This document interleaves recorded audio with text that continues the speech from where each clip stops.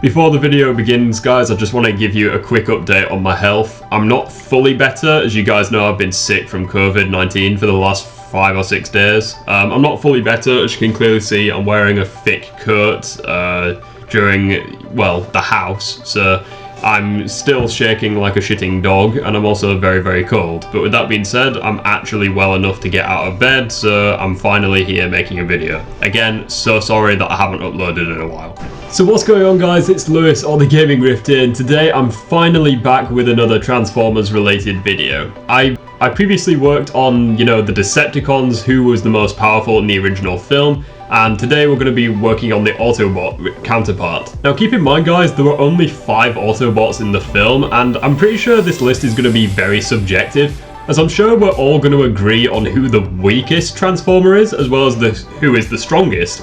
But the 3 in the middle actually surprised me with just how even they are.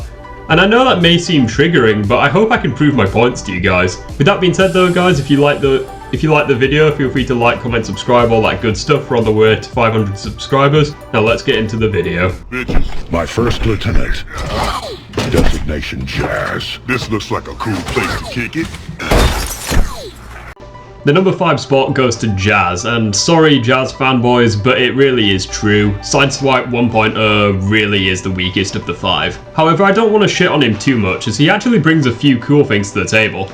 As you just saw there, his magnetic gauntlet can disarm Sector 7 members, and potentially his teammates if focused.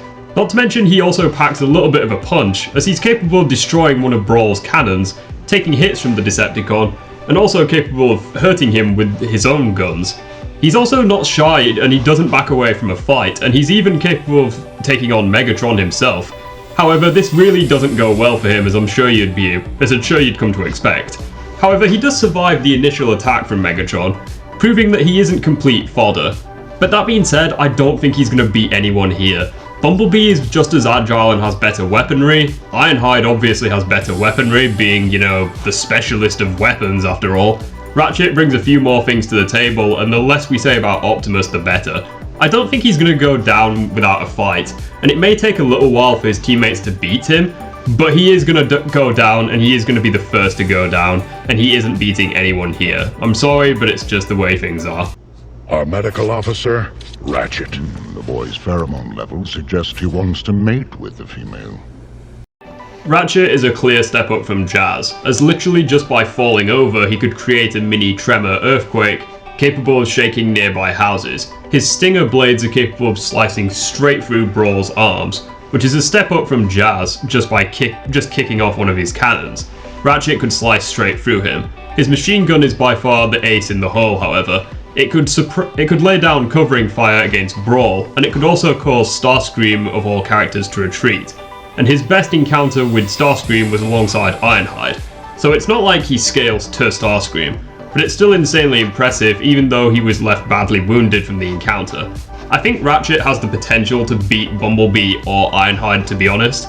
That machine gun is just something else entirely, but I think he would lose more fights than he would win, and he comes in at the number 4 spot. You already know your guardian, Bumblebee. Bumblebee. Check on the rep. Yep, second and none. So you're my guardian, huh? For such a small Autobot, there's actually quite a lot going for him in this fight. For one, with the exception of Optimus Prime, Bumblebee is the only Autobot to actually win a 1v1 fight against a Decepticon in the films, or at the very least the first film. And yeah, it's against Barricade, who's not exactly the most powerful Decepticon around, but it's still impressive nonetheless. Bumblebee's agility is probably his biggest asset in this fight, as he's capable of pulling off some fucking ninjutsu shit against Barricade. However, I don't see this being too terribly useful against Ironhide or Optimus, but it's still impressive regardless. His plasma cannon is insanely powerful, as it was capable of doing insane damage to Brawl, and even killed the Decepticon when he had a clear shot to his chest, potentially meaning that if Bumblebee was to get a direct shot, a good clean shot, he could potentially one-shot any of the Autobots, maybe even Optimus. The biggest Achilles heel of Bumblebee, however, is his durability. A single missile from Starscream was enough to send him and Ironhide flying. However, unlike Ironhide, this missile strike cost Bumblebee the use of his legs. And whilst he did survive, he did require Michaela's help in order to get him back in the fight. And I think that the other Autobots will know this and will be able to exploit it. Yes, his weapon is powerful, and yes, he's agile.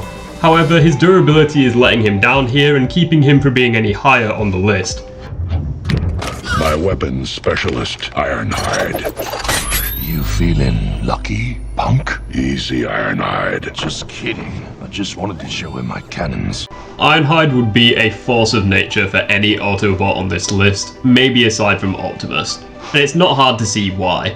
This guy's dual-wield cannons are extremely powerful in their own regard, as when fired at Brawl, they were capable of causing a lot of pain to the Decepticon.